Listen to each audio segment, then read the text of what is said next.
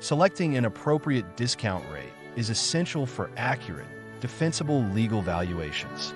The process is guided by established financial methodologies, WACC, CAPM, build-up, legal standards, and case-specific factors. Courts and regulators require transparent, well-supported justifications for chosen rates, tailored to the context and risks of each case. To select an appropriate discount rate for legal valuations, practitioners should use established financial methodologies, such as the weighted average cost of capital, WACC, capital asset pricing model, CAPM, and the build-up method, while carefully considering the specific risks, economic conditions, legal precedents, and the context of the valuation. The process involves identifying the nature of future cash flows, assessing their risk profile, referencing relevant legal and market standards, and thoroughly documenting the rationale for the chosen rate. This ensures that the valuation is both defensible in court and compliant with professional and jurisdictional requirements. Core methodologies for discount rate selection. Key summary: WACC, CAPM, build-up method, IRR, and statutory rates are the principal discount rate methodologies, each suited to specific valuation contexts and widely recognized by professional standards such as ASA and USPAP. For legal valuations, WACC is standard for going concerns.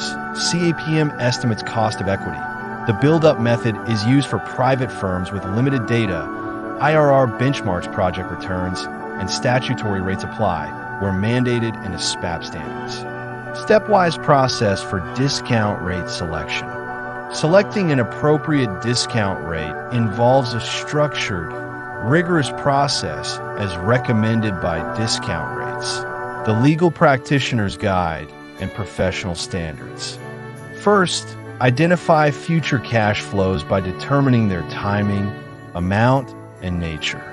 Next, assess the unique risk profile of the business, project, or legal claim, considering factors like industry volatility and company-specific risks.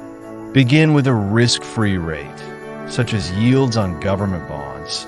Then add risk premiums for market, industry, and business-specific uncertainties, adjusting for any legal precedents or statutory requirements.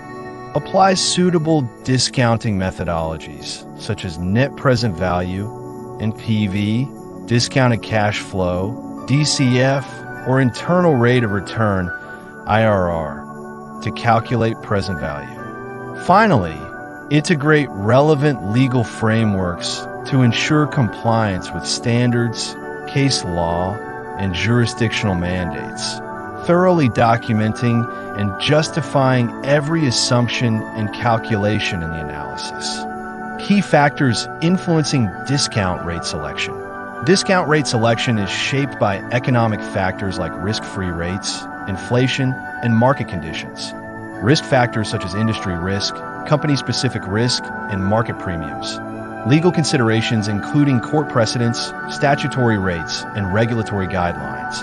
And case-specific elements like the nature of ownership interest and predictability of future cash flows. In legal contexts, discount rate selection varies by case type. For personal injury or wrongful death, courts often use safe investment returns like municipal bonds or treasuries, as seen in New York cases determining present value of future medical costs.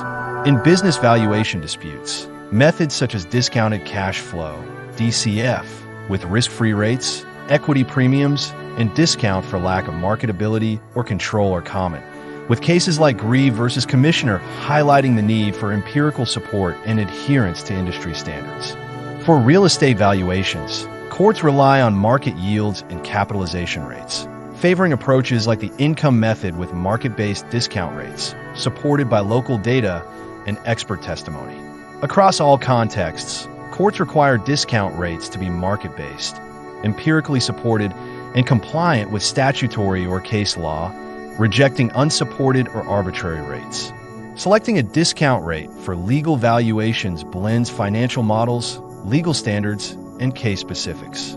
A transparent, well-supported method ensures valuations are robust and defensible.